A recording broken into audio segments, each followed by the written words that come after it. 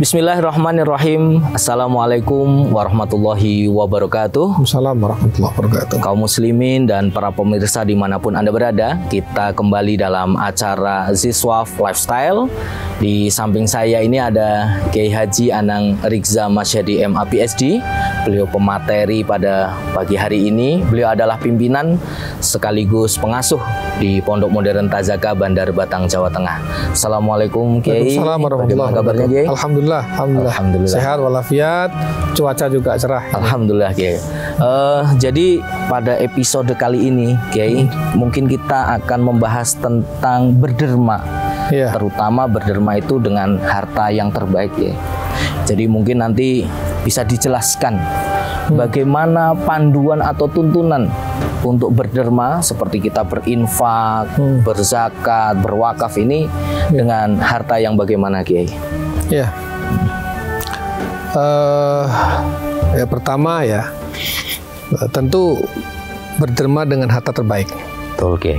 Tapi begini, pertama-tama harus kita bedakan dulu antara sedekah wajib dengan sedekah sunnah. Oke.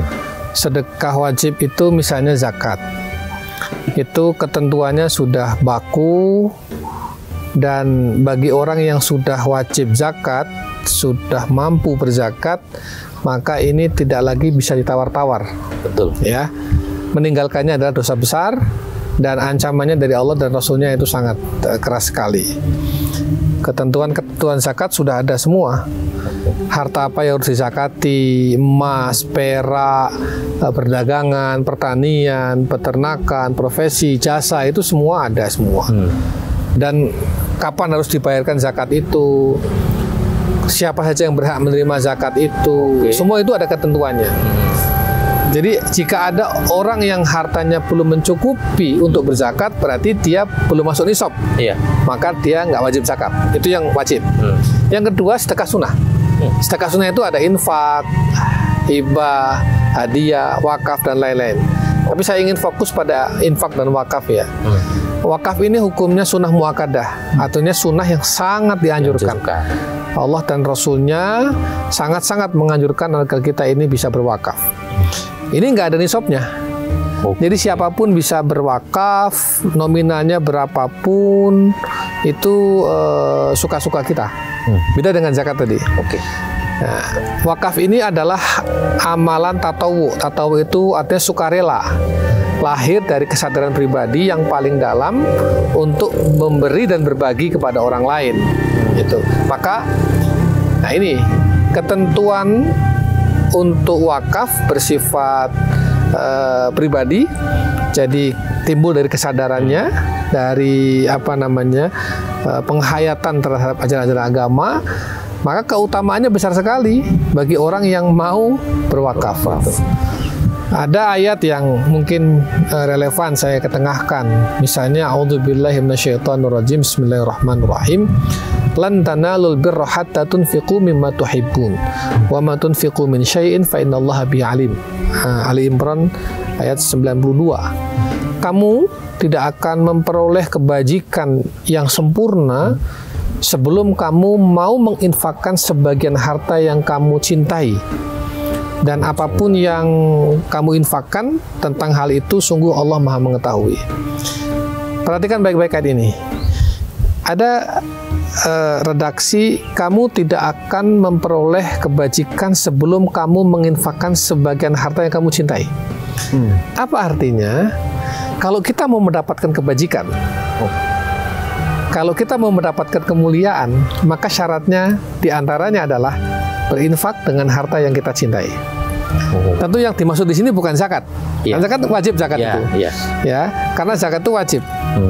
Tapi ini adalah infak dan wakaf yang dimaksud dengan ayat ini.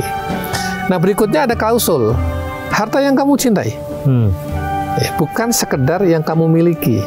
Singkatnya begini, seseorang punya harta, mana yang mau diwakafkan dari sekian hartanya itu? Jangan mewakafkan atau menginfakkan sesuatu yang kita sendiri sudah nggak mencintainya. Biasanya sesuatu yang kita udah nggak cintai itu, ya kita nggak menginginkannya lagi. Atau kita mengabaikannya. Ya masa yang seperti ini mau dikasihkan orang, apalagi dikasihkan untuk kepentingan dakwah dan jalan Allah Subhanahu Wa Taala. Ya, inilah yang penting saya kemukakan. Berarti kalau tadi dalam klausulnya itu kan harta yang paling kita cintai. Berarti kalau kita mau berderma, berinfak, berwakaf itu berarti harus dengan harta yang terbaik ya? Iya, betul sekali. Harus dengan harta yang terbaik. Kan bahasa Al-Qur'annya tadi, harta yang kamu cintai, mimma tuhibbun. Ini redaksi dari Allah loh, bukan dari sembarangan. Tuh. Jadi langsung redaksi dari Allah, harta yang kamu cintai. Saya analogikan begini, di masyarakat umum biasanya saya menganalogikannya dengan sesuatu yang mudah ya dicerna oleh mereka. Misalnya di dompet kita memiliki beberapa lembar pecahan uang. Tuh. Ada warna apa itu? Abu-abu, hijau, coklat, biru, merah. Ada yang pecahan 2.000, 5.000, 20.000, 50.000, 100.000. Ya, kita suka lembaran yang mana? Yang merah pastinya. Yang merah. Oke. Lalu mana yang mau kita masukkan infak ke masjid? Harusnya yang merah. Harusnya yang merah. Itu berarti menginfakkan harta yang kita cintai. Tuh. Tapi yang terjadi kan biasanya yang diinfakkan yang Rp2.000. Iya, yang paling ya kecil. Kan? Jadi bukan yang kita cintai, yang itu yang kita akan buang itu kan. Nah, inilah analoginya sederhana seperti itu. Kamu tidak akan memperoleh kebajikan yang sempurna, kemuliaan yang paripurna sebelum kamu menginfakkan sebagian harta yang kamu cintai. Apa yang terjadi dengan ayat ini di kalangan sahabat? Ayat ini memotivasi para sahabat Rasul untuk berlomba-lomba berinfak dan berwakaf dengan harta terbaik. Saya ingin sebutkan beberapa contoh. Ini contoh yang sudah berkali-kali saya sampaikan dan ini sangat populer. Ya, misalnya Abu Thalhah radhiyallahu anhu, salah seorang dari 10 sahabat yang dijamin masuk surga. Masya Allah. Itu mewakafkan kebunnya di Bairuha, di Madinah. Padahal ia punya beberapa kebun lain selain kebun yang di Bairuha itu. Kenapa yang diwakafkan yang di Bairuha? Karena kebun yang di Bairuha itulah yang paling baik dan paling produktif hasilnya. Abu Thalhah mewakafkan kebunnya kebun terbaik, yang terbaik, yang paling produktif. Sayyidina Umar bin Khattab radhiyallahu anhu mewakafkan tanah di Khaybar. Ya. Itu tanah yang paling disukai dan paling dicintai oleh Sayyidina Umar. Karena tanah itu paling subur dan paling banyak hasilnya. Ini Sayyidina Umar. Nah, ada sedikit cerita tentang Sayyidina Umar ya. Ini keluar sebentar dari sini. Dulu di Masjid Nabawi itu awal-awal itu kan gelap kalau malam. Ya.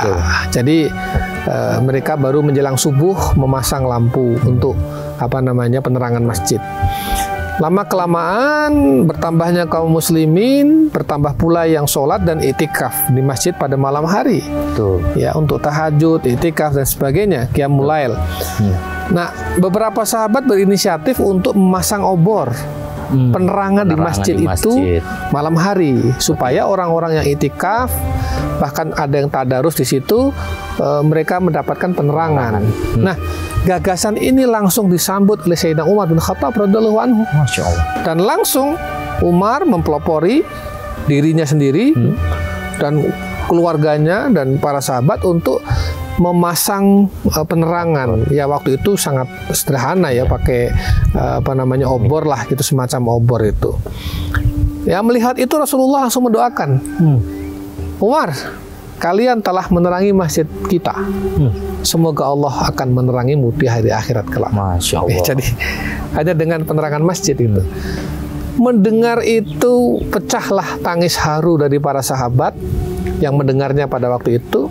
Ya Allah, hanya dengan obor saja, sepele nampaknya, tetapi kenapa kok pahala dan janjinya berupa surga? Ya mungkin kalau sekarang itu kan berinfak untuk bayar tagihan listrik masjid, pesantren, atau madrasah, atau belikan lampunya. Listrik itu sekarang ya untuk sholat, untuk baca Quran, untuk ngaji, untuk belajar. Masya Allah pahalanya gitu. Nah itu. Ada lagi contoh misalnya, Sayyidina Abdurrahman bin Auf radhiyallahu anhu itu mewakafkan salah satu rumah terbaiknya di Madinah untuk menginap para tamu-tamu Rasulullah yang datang dari luar kota. Jadi Abdurrahman bin Auf mewakafkan atau mendermakan salah satu rumah terbaiknya, harta terbaik. Ya. Utsman bin Affan membeli sumur dari seorang Yahudi. Padahal sumur itu sumur yang produktif dan mengandalkan, orang Yahudi tadi mengandalkan penghasilan hidupnya dari sumur itu, jual air, gitu kan. Karena orang Yahudi ini memonopoli, harganya naik melambung, masyarakat nggak bisa lagi membeli, mengadu kepada Rasulullah. Rasulullah ingin membelinya. Utsman menangkap peluang itu, tak beli saja gitu. Maka dibelilah sumur itu oleh Utsman dan kemudian sumur itu diwakafkan untuk kepentingan umum. Ini sebetulnya Sayyidina Utsman itu setelah membeli sumur itu bisa dijadikan lahan bisnis. Ya turunkan dikit harganya lah. Ya kan? Sama dengan orang Yahudi menjual itu. Tapi apa terjadi?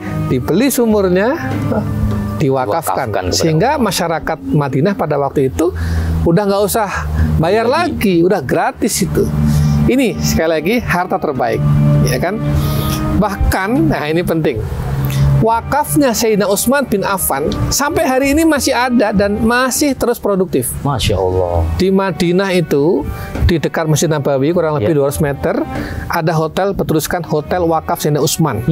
Bayangkan 14 abad yang lalu sampai hari ini wakafnya terus tumbuh produktif dan sekarang jadi hotel. Hotel Sayyidina Utsman bin Affan. Itu luar biasa. Berapa pahala yang akan terus mengalir kepada Sayyidina Utsman bin Affan radhiyallahu anhu. Masya Allah, luar biasa sekali cerita-cerita ini, menginspirasi sekali bagi kita. Rasanya hati ini semakin bergetar melihat bagaimana para sahabat itu mewakafkan dengan harta terbaiknya. Mungkin Kiai nanti masih bisa diberikan contoh-contoh atau kisah-kisah yang tentunya memberikan inspirasi bagi kita bagaimana kita berderma dengan harta yang terbaik. Baiklah kaum muslimin, tetaplah ikuti acara Ziswaf Lifestyle. Jangan kemana-mana, kita berjumpa pada segmen selanjutnya.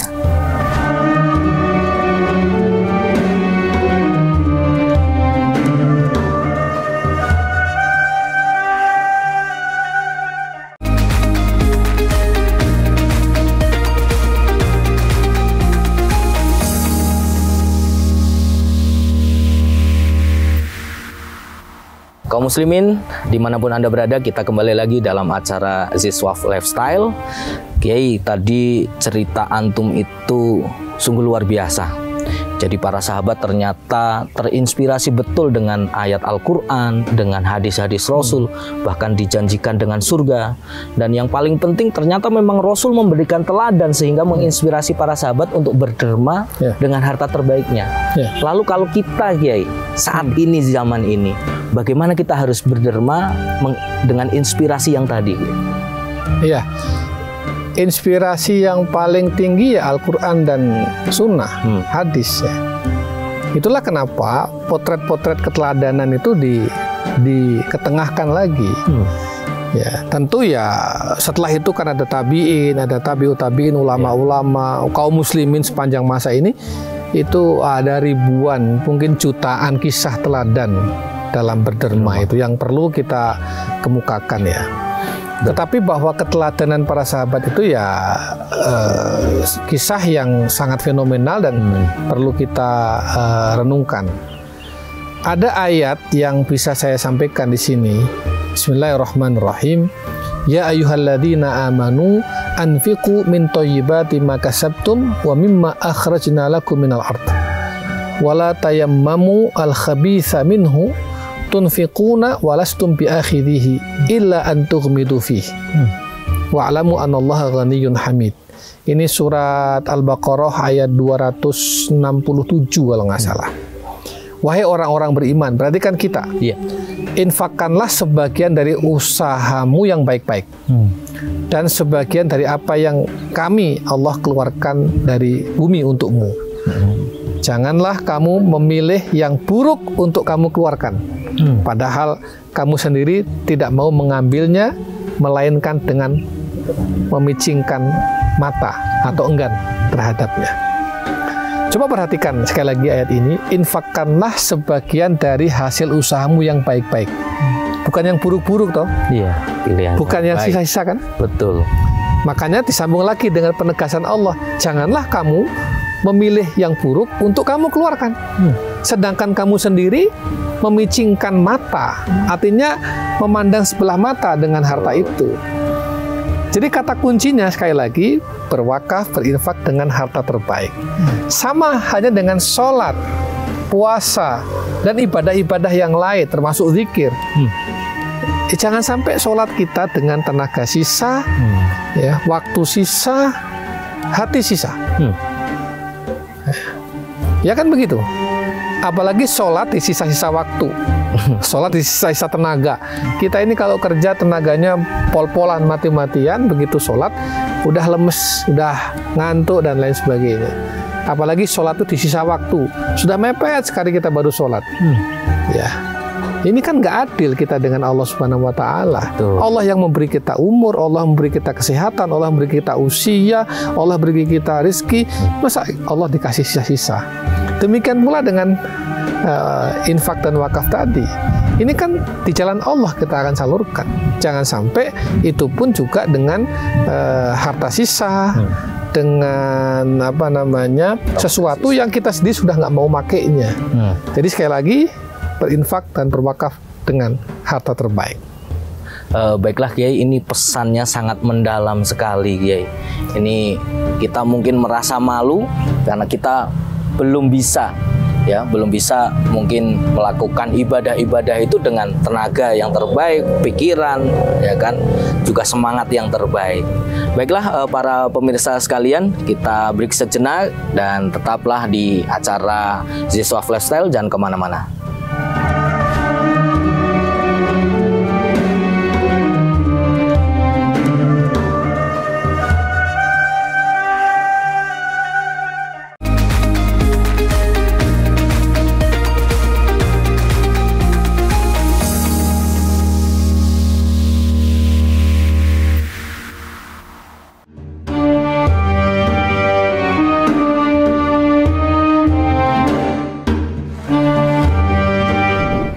Kaum muslimin dimanapun Anda berada, kita kembali lagi dalam acara Ziswaf Lifestyle.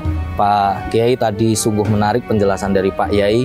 Kalau boleh memilih tadi ya kan, itu ada harta yang terbaik atau harta yang ya boleh jadi kita sudah tidak menghendaki lagi. Padahal kalau kita dengan seperti ini kan sebenarnya kita ingin menumbuhkan rasa empati kepada orang dengan harta yang terbaik itu. Nah, mungkin bisa dijelaskan sedikit. Benar sekali, benar. Itu empati. Ada sebuah hadis Rasul Sallallahu Alaihi Wasallam yang terkait dengan empati dan tadi kaitannya dengan memberi dengan harta terbaik. Ini hadis dari Anas bin Malik radhiyallahu anhu dari Nabi bersabda, la yu'minu ahadukum hatta yuhibba li akhihi aw li jarihi ma yuhibbu li nafsihi. Rawahu Imam Ahmad. Apa kata Rasul? Tidak sempurna iman seseorang sehingga ia mencintai saudaranya atau tetangganya sebagaimana ia mencintai dirinya sendiri. Ini kan empati. Betul. Ya, ini tuntunan sikap. Dan seperti tadi yang saya sampaikan di atas, ini adalah bagaimana kita memberikan yang terbaik untuk orang lain. Sama seperti kita berbuat baik untuk diri kita sendiri. Nah, yang luar biasa, Rasulullah mengaitkan ini dengan indikator kesempurnaan iman seseorang. Artinya begini, iman seseorang itu akan sempurna jika ia memiliki empati sosial. Tuh. Nah, ini kan vertikal horizontal. Ya, vertikalnya adalah iman yang sempurna. Ini soal hubbun minallah. Horizontalnya adalah tadi mencintai untuk saudaranya atau tetangganya sama seperti ia mencintai dirinya sendiri. Jadi kalau saya nggak suka ya jangan kasihkan ke saudara saya. Saudara saya juga pasti nggak akan suka akan gitu. Nah, nyambung dengan ayat tadi kan. Betul. Nah, sesungguhnya semua yang kita dermakan itu tabungan kita, investasi kita. Dan itu yang akan kita petik sampai hari kiamat nanti. Di alam kubur nanti, itulah yang akan menolong kita. Yang akan menghindarkan kita dari siksa kubur, yang akan meluaskan atau melapangkan kubur kita, dan yang akan menerangi kuburan kita. Makanya sesungguhnya infak, wakaf itu untuk kepentingan kita, bukan kepentingan orang lain. In ahsantum, ahsantum li anfusikum. Jika kamu berbuat baik, maka kebaikan itu sesungguhnya untuk kepentingan dirimu sendiri. Betul. Tapi sebaliknya, wa in asatum falaha. Dan kalau kamu berbuat buruk, keburukan itu akan kembali kerugiannya kepada dirimu sendiri. Itu soal empati. Makanya, ya, dermakanlah, infakkanlah, wakafkanlah harta terbaik kita, karena pahalanya berlipat. Ya kan? Dalam Al-Baqarah berapa 261 itu disebutkan kan, perumpamaan orang yang menginfakkan hartanya di jalan Allah sama seperti sebuah biji atau sebutir biji tumbuh menumbuhkan 7 tangkai, masing-masing tangkai menumbuhkan 100 buah. Berarti kan berlipat ganda 700 kali. Gitu kan? Dan Allah melipat gandakan pahala itu. Ayat lain menyebutkan, man dzalladzi yuqridullaha qardan hasana fayudha'ifahu lahu ad'afan katsira. Siapa yang mau memberi pinjaman kepada Allah dengan pinjaman yang baik, bukan yang buruk ya. Betul. Maka Allah akan melipat gandakan pembayarannya dengan lipat ganda yang sangat banyak, dunia maupun di akhirat. Jadi sekali lagi ini pesan untuk kita semua, berinfaklah, berwakaflah dengan harta terbaik, dengan sepenuh keikhlasan, kesungguhan, dan empati kita kepada saudara-saudara kita di jalan Allah, di jalan kebaikan. Baik, Masya Allah, penjelasan yang sungguh luar biasa dari Kiai Anang. Terima kasih sekali sharing ilmunya. Ini betul-betul membuka wawasan dan juga pemahaman kita bahwa kita memang sebagai orang yang beriman harus berinfak dengan harta yang terbaik. Baiklah, saat ini kita sudah berada di penghujung acara. Tetap tonton terus Ziswaf Lifestyle di lain waktu. Terima kasih, kami pamit undur diri. Wassalamualaikum warahmatullahi wabarakatuh. Waalaikumsalam.